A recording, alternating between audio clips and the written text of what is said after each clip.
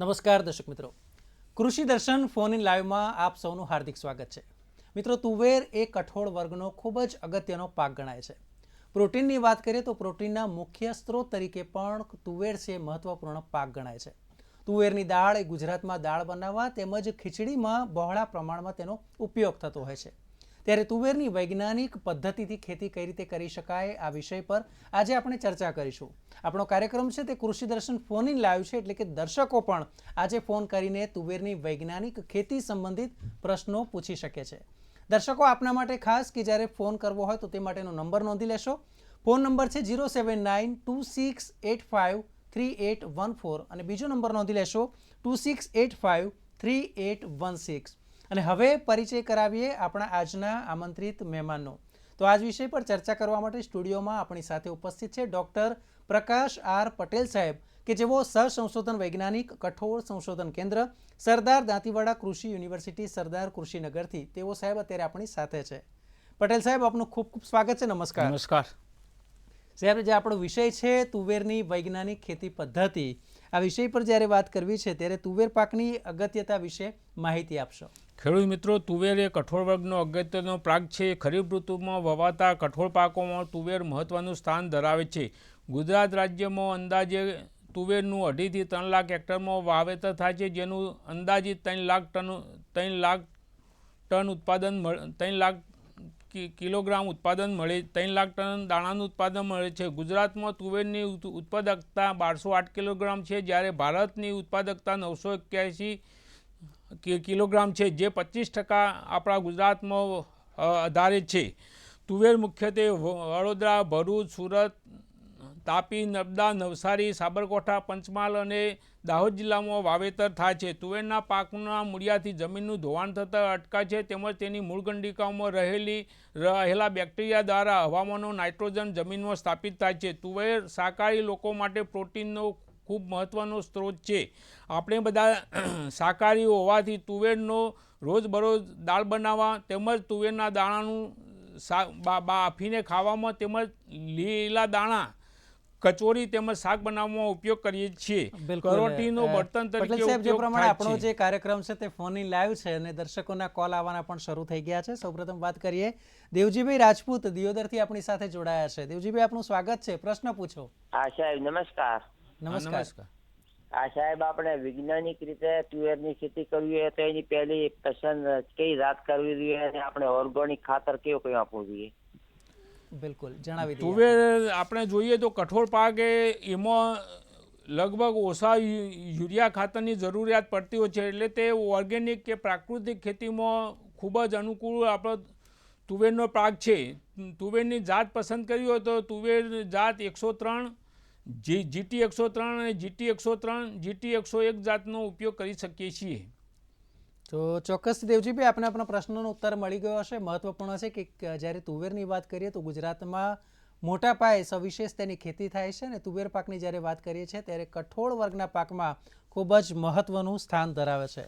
સાહેબ, જે પ્રમાણે આપણે ચર્ચા કરીએ છીએ ત્યારે એ પણ છે કે ગુજરાતનો આટલો વિશાળ, આટલા જુદા જુદા જિલ્લા આવેલા છે, પરંતુ બધા જ વિસ્તારમાં તુવેર પાક થતો નથી. તો એનું એક કારણ એ પણ હોઈ શકે કે ચોક્કસ તેને આબોહવા કે જમીન માફક આવતી હોય. તો ગુજરાતમાં વાત કરવામાં આવે તો કયા પ્રકારની જમીન કે આબોહવા તુવેરના પાકને વધારે માફક આવે છે? તુવેરના પાકને સારા નિતારવાળી ફળદ્રુપ જમીન વધારે માફક આવે છે. તુવેરના પાકને વિવિધ પ્રકારની આબોહવા અનુકૂળ છે. તુવેર પાક 500 થી 1500 mm વરસાદવાળા વિસ્તારમાં થઈ શકે છે. તુવેરને શરૂઆતમાં વાનસ્પતિક વૃદ્ધિ દરમિયાન ગરમ અને ભેજવાળું હવામાન અનુકૂળ આવે છે, જ્યારે ફૂલ અવસ્થાએ ઠંડી અને સૂકી આબોહવા અનુકૂળ આવે છે. બિલકુલ, એટલે દર્શક મિત્રો, એ બાબત બહુ સ્પષ્ટ છે કે કયા પ્રકારનું વાતાવરણ છે તે તુવેર પાક માટે યોગ્ય છે, તેની પણ આપણને સાહેબે માહિતી આપી. દર્શક મિત્રો, ટીવી સ્ક્રીન પર જે ફોન નંબર છે તેના પર તુવેરની વૈજ્ઞાનિક ખેતી વિશે આપને જે પણ પ્રશ્નો હોય તો ચોક્કસથી અત્યારે આપ કોલ કરી શકો છો. તો સાહેબ, આગળ વાત કરીએ તો એક અન્ય કોલર આપણી સાથે જોડાઈ ગયા છે. દિનેશભાઈ પ્રજાપતિ પાલનપુરથી જોડાયા છે. આપનું સ્વાગત છે દિનેશભાઈ, આપનો પ્રશ્ન પૂછો. નમસ્કાર સર, મારો પ્રશ્ન એવો છે કે તુવેર વાવેતર પછી કેટલા દિવસે તુવેર મળે છે, અને તુવેર કિચન ગાર્ડનમાં વાવી અને લીલી તુવેર ખાવા માટે કઈ જાત ઉત્તમ છે, અને તુવેર કેટલું ઉત્પાદન આપે છે વીઘે યા એકરે? બરાબર છે સાહેબ, એક સાથે 3 પ્રશ્ન ખેડૂતભાઈ- દિનેશભાઈએ પૂછ્યા છે. જી જી આપણે તુવેરની 3 જાતો આવેલી છે, વહેલી, મધ્યમ અને મધ્યમ મોડી પાકતી જાતો. તુવેરની જે જાત વહેલી છે તે 150 દિવસ પહેલાં પાકે છે, જ્યારે મધ્યમ જાત છે તે 151થી 165 દિવસમાં પાકે છે, જ્યારે મધ્યમ મોડી પાકતી જાત 165થી 165 દિવસમાં પાકે છે. આપણે કિચન ગાર્ડનની વાત કરીએ તો ગુજરાતમાં શાકભાજી માટે ગુજરાત તુવેર 1, GNP એટલે ગુજરાત નવસારી તુવર 2, AUVP 1 જાત શાકભાજી માટે વાવેતર કરી શકાય. અને તેનું ઉત્પાદન અંદાજે સૂકા દાણાનું ઉત્પાદન જો દાણા માટે આપણે વાવેતર કરીએ તો લગભગ 1 વીઘે 20થી 22 મણ 15થી 20 મણ ઉત્પાદન મળે છે, અને પછી આપણા જેવી માવજત એ ઉપર આધાર રાખે છે. બિલકુલ, એટલે ચોક્કસથી કહી શકાય કે કેટલા દિવસમાં થાય છે એ પણ આપણે જણાવ્યું. કિચન ગાર્ડનમાં કઈ રીતે ઉપયોગ કરી શકાય તેની પણ માહિતી આપી, અને એ પણ જણાવ્યું કે લગભગ 1 વીઘે 15થી 20 કેટલો ઉતારો સાહેબ?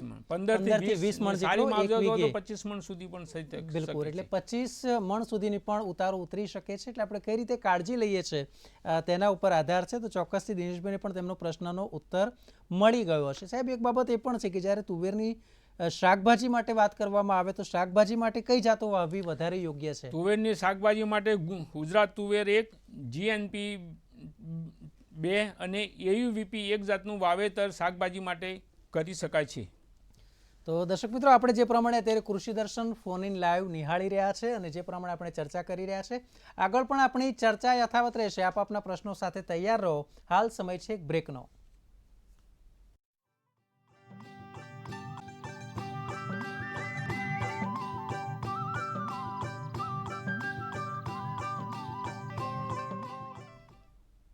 તો દર્શક મિત્રો, બ્રેક બાદ આપનું સ્વાગત છે. આપ નિહાળી રહ્યા છો કૃષિ દર્શન ફોન ઇન લાઈવ. આજનો આપણો વિષય છે તુવેરની વૈજ્ઞાનિક ખેતી પદ્ધતિ, અને આ વિષય પર માર્ગદર્શન આપી રહ્યા છે ડૉક્ટર પ્રકાશ આર પટેલ સાહેબ. ચર્ચાનો દોર આપણે આગળ વધારીએ. પટેલ સાહેબ, જે પ્રમાણે આપણે વાત કરીએ છીએ તુવેર પાકની વૈજ્ઞાનિક ખેતી, ત્યારે કોલર આપણી સાથે જોડાઈ ગયા છે ધીરુભાઈ કચોટ ઉનાથી, આપણા નિયમિત દર્શક છે. ધીરુભાઈ, આપનું સ્વાગત છે. આપનો પ્રશ્ન પૂછો. નમસ્કાર સાહેબ શ્રી બંને મહાનોને. સાહેબની સાથે મારે પૂછવાનું એ કારણ છે કે આપણે એગ્રોમાં જઈએ તો કઈ બિયારણ સારું હોય ને કઈ રીતે ઓળખી શકાય, ડુપ્લિકેટ કેમ છે ને ઓરિજિનલ કેમ છે, એની કોઈ માહિતી આપી શકશો સાહેબ? હા ખેડૂતભાઈ, હવે આપણે વાદળી લેબલવાળું સર્ટિફાઈડ બિયારણ વાપરીએ તો એનું પ્રમાણિત જે સીડ સર્ટિફિકેટ એજન્સીએ પ્રમાણિત કરેલું હોય, વાદળી ટેગવાળું બિયારણ હંમેશા ઉપયોગ કરવો જોઈએ. એ આપણે પ્રમાણિત જે ભલામણ કરેલી કોઈ પણ બિયારણ લો તમે તો વાદળી ટેગવાળું પસંદ કરવું જોઈએ. અને જ્યારે તેને વાવવા માટે ઉપયોગ કરે તેને નીચેથી ખોલીને પછી આપણે વાવવા માટે ઉપયોગ કરવો જોઈએ. બિલકુલ, એટલે અહીંયા ધીરુભાઈના પ્રશ્નનો ઉત્તર મળી ગયો છે કે જે વાદળી ટેગવાળું છે તે સર્ટિફાઈડ છે, પ્રમાણિત છે, એટલે હંમેશા તે જ પ્રકારના બિયારણનો ઉપયોગ કરવો જોઈએ. સાહેબ, એક બાબત એ પણ છે કે જ્યારે બહુ સરસ આજે ધીરુભાઈનો પ્રશ્ન છે એને જ લઈને આપણો સંબંધિત પ્રશ્ન છે કે તુવેરનું બિયારણ છે એ આપણી નજીકની કચેરીએ કે ઓફિસથી મેળવવું હોય, જે ગવર્મેન્ટ માન્ય હોય, તો એ ક્યાંથી મેળવી શકાય? તુવેરનું સારું બિયારણ મેળવવું તો ગુજરાત રાજ્ય બીજ નિગમની જિલ્લા કક્ષાએ આવેલા આઉટલેટમાંથી, માન્ય વિક્રેતાઓ પાસેથી, કૃષિ યુનિવર્સિટીઓમાંથી તથા રાષ્ટ્રીય બીજ નિગમની અથવા સહકારી સંસ્થા જેવી કે ગુજકો માસોલ વગેરે અથવા એગ્રો સેન્ટરમાંથી તુવેરનું બિયારણ મેળવી શકાય છે. બિલકુલ સાહેબ, એક બાબત એ પણ છે કે જ્યારે કોઈ પણ પાકને આપણે વાવવો હોય તો એની પહેલાં એક પ્રી કન્ડિશન એ આવીને ઊભી રહેતી હોય છે કે જમીનની યોગ્ય તૈયારી કરવી. તો તુવેરના પાકની જ્યારે વાત કરીએ છીએ તો જમીનની તૈયારીમાં શું શું કાળજી લેવી? તુવેર એ ઊંડા મૂળવાળો પાક હોવાથી તુવેર પાકને ફળદ્રુપ અને સારા નિતારવાળી ગોરાડું મધ્યમકાળી જમીન અનુકૂળ આવે છે. તુવેરના છોડ મૂળ જમીનમાં ઊંડે સુધી જતા હોવાથી જે જમીનમાં આપણે તુવેરનો પાક લેવાનો તેમાં ઊંડે ખેડ કરવાથી વધુ ફાયદો થાય છે. જ્યારે આ અગાઉના પાક લીધા પછી 1 હળની અને 2 કરબની ખેડ કરી જમીનને ભરભરી પોચી બનાવી જોઈએ. તુવેરનો છોડ જમીનમાં પાણી ભરાઈ રહે તો કોવાઈ જાય છે. જ્યારે અપૂરતો વરસાદ હોય અપૂરતો વરસાદ હોય ત્યારે ઉત્પાદન ઓછું મળે છે, જેથી જમીન તૈયાર કરતી વખતે 8 થી 10 ટન સાળિયું ખાતર નાખી ટ્રેક્ટરથી ખેડ કરી સમાર મારી જમીન સમતર અને પાસાદાર બનાવી પછી જ વાવેતર કરવું જોઈએ. બિલકુલ. તો જે પ્રમાણે આપણે ચર્ચા કરીએ છીએ, એક અન્ય કોલર આપણી સાથે જોડાઈ ગયા છે. અનિલભાઈ જોડાયા છે. અનિલભાઈ, આપનું સ્વાગત છે. આપનો પ્રશ્ન પૂછો. મારો પ્રશ્ન એ છે સાહેબ કે તુવેર આપણે વાવીએ અને પાછા ઉગવામાં આવે ત્યારે ઉગતી વખતે મરી જતી છે, તો એને આપણે સારવાર શું કરી શકાય? બરાબર છે, ચોક્કસ જ્યારે આપણે જણાવી દઈએ. જો ઉગતી વખતે જમીન તુવર મરી જતી હોય તો આપણે પહેલાં એને બીજ માવજત આપવી ખૂબ જ જરૂર છે. તેમાં ફૂગજન્ય અને બીજજન્ય, જમીનજન્ય અને બીજજન્ય રોગોથી એ તુવેરનું પેલું થતું હોય છે. એટલે આપણે જ્યારે વાવતા પહેલાં થાયરમ કેપ્ટાન કે કાર્બેન્ડેજિન દવાનો 1 કિલો બીજ દીઠ 3 ગ્રામ દવાનો ઉપયોગ કરી બીજ માવજત આપવી, અથવા તેમજ જંતુનાશક દવા ઇમિડાક્લોપ્રિડ કે થાયોમેક્સોઝામ એ પણ 3 ગ્રામ થાયોમેથોક્ઝામ 3 ગ્રામ પ્રમાણે દવાનો પટ આપવો. જેમ આપણે FIR એટલે પહેલાં ફૂગનાશક દવા, બીજી વખત જંતુનાશક, છેલ્લે આ કઠોળ વર્ગનો પાક હોવાથી બાયો ફર્ટિલાઇઝર, રાઇઝોબિયમ કલ્ચર અથવા ફોસ્ફેટ સોલ્યુબલાઇઝિંગ બેક્ટેરિયા એટલે કે ફોસ્ફેટ કલ્ચર 8 થી 10 કિલોગ્રામ દીઠ 250 ગ્રામનો ઉપયોગ કરી જો એને આ બીજ માવજત આપવાથી તેમાં શરૂઆતમાં ઉત્સુક પ્રકારનો રોગ આવતો અટકાવી શકાય છે અને હવામાનનો નાઇટ્રોજન વધુમાં વધુ આપણા જમીનમાં સ્થાપિત કરી શકીએ છીએ. બિલકુલ. સાહેબ, તુવેરનું વાવેતર કરવા માટેનો યોગ્ય સમય કયો ગણી શકાય? તુવેરનું આમ તો વાવેતર જો તુવેર પછી બીજો પાક લેવો હોય તો જૂન મહિનામાં વાવેતર કરવું જોઈએ. એક જ પાક લેવો હોય તો 15 જુલાઈથી 15 ઓગસ્ટ સુધીમાં વાવેતર કરવું ખૂબ જ હિતાવહ છે. એના કારણે જો વહેલા વાવેતર કરવામાં આવે તો એને ઓક્ટોબર માસમાં ફાળ આવે છે, જેમાં જે સમયે લીલીયરનું અનુકૂળ વાતાવરણ હોવાથી આપણા ઉત્પાદનમાં ખૂબ જ અસર થાય છે. જ્યારે જુલાઈ મહિનામાં વાવેતર કરવામાં આવે તો તેને નવેમ્બર મહિનામાં ફળ ફૂલ આવે છે. તે સમયે લીલીયરનો ઉપદ્રવ ઓછો રહે છે. એના કારણે આપણે જંતુનાશક દવા પાછળ થતો ખર્ચ અટકાવી શકીએ છીએ. બિલકુલ. દર્શક મિત્રો, જે પ્રમાણે આપ અત્યારે નિહાળી રહ્યા છો કૃષિ દર્શન કાર્યક્રમ, અને આપને આ સંબંધિત કોઈ પણ પ્રશ્ન હોય તો ટીવી સ્ક્રીન ઉપર જે નંબર દર્શાવવામાં આવ્યા છે તેના પર આપ કોલ કરી શકો છો અને તેના વિશે આપ માર્ગદર્શન પ્રાપ્ત કરી શકો છો. સાહેબ, આગળ આપણે જે પ્રમાણે દિનેશભાઈ પ્રજાપતિ જોડાયા હતા પાલનપુરથી, ફરી એકવાર તેમનો કોલ છે. જી દિનેશભાઈ, આપનો પ્રશ્ન પૂછો. નમસ્કાર સર, મારો પ્રશ્ન એવો છે કે તુવેરમાં કયા આંતરપાક થઈ શકે અને તુવેરમાં રોગ અને જીવાત ક્યારે આવે છે અને એની મેન રોગ અને મેન જીવાત કઈ હોય છે? હા, ચોક્કસ દિનેશભાઈ, આપને જણાવી દઈએ. આંતરપાકની વાત કરે છે અને રોગ જીવાત નિયંત્રણ આવે તો ક્યારે આવે અને તેના માટે શું ઉપાય છે? તુવેરમાં આંતરપાક તરીકે મગ, અડદ, સોયાબીન વગેરે પાકો લઈ શકાય છે. તુવેરમાં મુખ્યત્વે 2 રોગો આવેલા થાય. એક તો છે સુકારાનો રોગ અને બીજો છે વંધ્યત્વનો રોગ. જો સુકારાના રોગ માટે પ્રમાણિત કરેલી કે સુકારા સામે પ્રતિકારક જાતોની વાવણી કરવી જોઈએ. બીજું જીવાત જોઈએ તો એમાં મુખ્ય લીલીયરનો ઉપદ્રવ આવે છે. તેના કારણે આપણે ઉત્પાદન ઓછું મળતું હોય છે. તો તેમાં 50% ફૂલ આવે ત્યારે દવાનો છંટકાવ કરવાથી તેનું નિયંત્રણ કરી શકાય છે. અને તેના પછી જો ઉપદ્રવ ચાલુ રહે તો બીજો 10 દિવસના અંતરે બીજા 2 છંટકાવ કરવાથી આપણે લીલીયરનું નિયંત્રણ મેળવી શકીએ છીએ. બિલકુલ. તો ચોક્કસથી દિનેશભાઈ, આપના પ્રશ્નનો ઉત્તર મળ્યો હશે. સાહેબ, જે પ્રમાણે આપણે ચર્ચા કરી રહ્યા હતા, એક પ્રશ્ન એ છે કે તુવેરના પાકમાં બિયારણનો દર અને વાવણી વચ્ચે અંતર કેટલું રાખવું જોઈએ?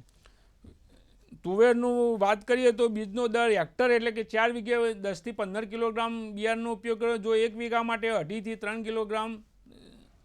3 કિલોગ્રામ બિયારણનો ઉપયોગ કરવો જોઈએ. જો આપણે વહેલી પાકતી જાતનું વાવેતર કરવા ઈચ્છતા હોય તો તુવરની 2 આર વચ્ચે 60 સેન્ટીમીટર અને 2 છોડ વચ્ચે 20 સેન્ટીમીટર અંતર રાખવું જોઈએ. જો મધ્યમ અને મધ્યમ મોડી પાકતી જાતોનું વાવેતર કરવા ધરાવતા હોય તો 2 આર વચ્ચે 90 સેન્ટીમીટર અને 2 છોડ વચ્ચે 20 સેન્ટીમીટરનું અંતર રાખી વાવેતર કરી શકાય છે. બિલકુલ. તો દર્શક મિત્રો, આપણે ચર્ચા કરી રહ્યા છે કૃષિ દર્શન ફોન ઇન લાઈવ, અને તેમાં તુવેરની વૈજ્ઞાનિક પદ્ધતિથી થતી ખેતી વિશે આપણે ચર્ચા કરી રહ્યા છે. આગળ પણ આપણી આ ચર્ચા યથાવત રહેશે. હાલ સમય છે એક બ્રેકનો.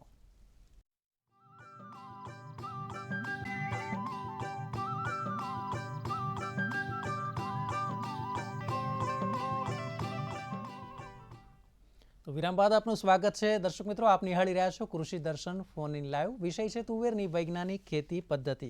સાહેબ, જે પ્રમાણે ચર્ચા કરીએ છીએ, કોલર આપણી સાથે જોડાઈ ગયા છે. જુનાગઢથી છે કોલર, છે સત્તારભાઈ ચૌહાણ. સત્તારભાઈ, આપનું સ્વાગત છે. આપનો પ્રશ્ન પૂછો. ઓકે, આપણે તુવેર જ્યારે વાવી ને કઈ જાત વાવી સારી? અમે તો અત્યારે સાવજ વાવી છે, સત્તારભાઈ, જુનાગઢ જિલ્લો. બરાબર છે. ફરી એકવાર આપનો પ્રશ્ન વિસ્તારથી સમજાવો. આપણે તુવેર અત્યારે કઈ વાવી ને કયા ટાઈમે વાવવી?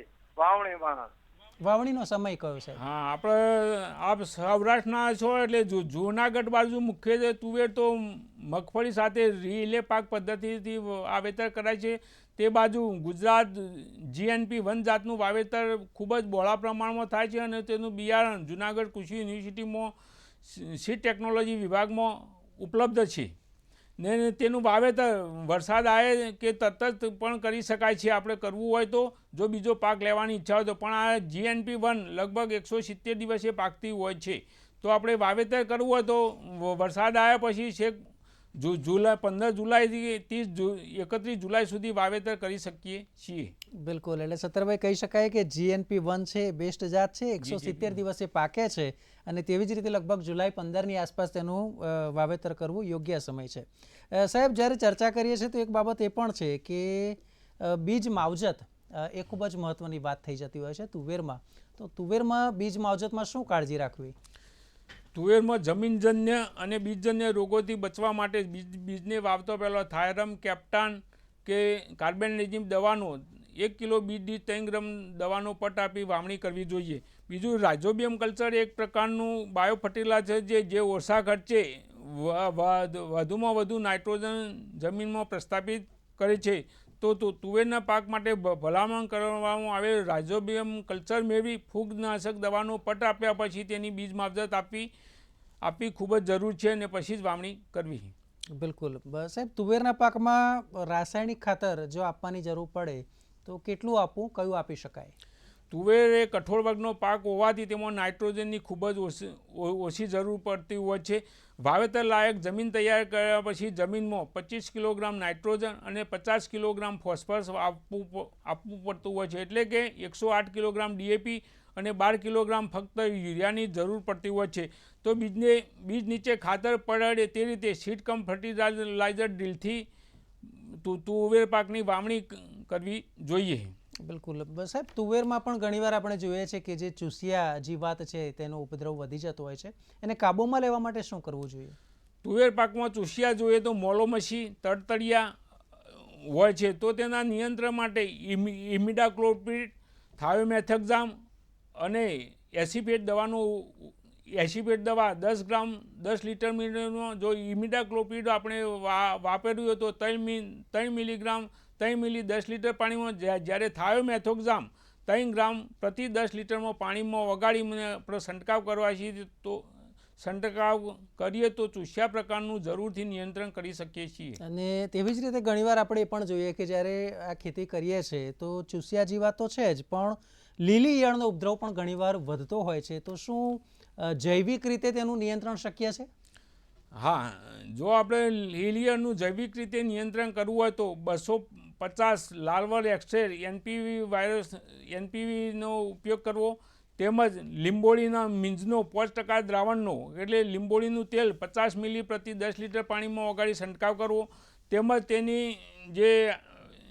જેની પરજીવી કીટક, જે પરજીવી ને પરભક્ષી કીટકો જ્યારે એનો ઉપદ્રવ વધુમાં વધુ હોય ત્યારે દવાનો છંટકાવ ટાળવો, તેમજ પક્ષીઓને બેસવા માટે 1 હેક્ટરે 50% ગોઠવવા, તેમજ જ્યારે કાબર કે જ્યારે ઈયળો ખાવા આવે ત્યારે મમરા અને સેવ પણ આપણે જમીનમાં પૂંખી, જેના કારણે કાબરોને વધુ પ્રમાણમાં આવે ત્યારે તે મમરા અને સેવ ના ખાય, પણ એ ઈયળ એમને બહુ ભાવતી હોય છે. તે ઈયળ એ રીતે પણ આપણે નિયંત્રણ કરી શકીએ છીએ. બિલકુલ. તો દર્શક મિત્રો, મને આશા છે કે આજના કાર્યક્રમમાં આપને વિસ્તૃત માહિતી મળી હશે. પટેલ સાહેબ, આપ ચર્ચામાં આવ્યા અને આ વિષય પર જે માહિતી આપી દર્શકોને ચોક્કસથી જે ખેડૂત મિત્રો છે તેમને તુવેરની વૈજ્ઞાનિક ખેતી કઈ રીતે કરી શકાય તેની વિસ્તૃત માહિતી મળી.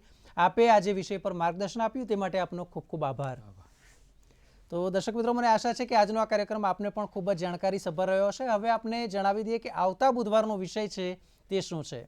તો નોંધી લેશો, આવતા બુધવાર એટલે કે તારીખ 12/6/2024 બુધવાર, આવતા બુધવારે સાંજે 5:30 કલાકે કૃષિ દર્શન ફોન ઇન લાઈવ, જેનો વિષય છે પ્રાકૃતિક ખેતીમાં વૈજ્ઞાનિક અભિગમની અગત્યતા. અને તે માટે ફોન નંબર પણ નોંધી લેશો, 07926853814. બીજો નંબર છે 26853816. તો કૃષિ દર્શન ફોન ઇન લાઈવમાં અત્યારે બસ આટલું જ. મને આપશો રજા. નમસ્કાર.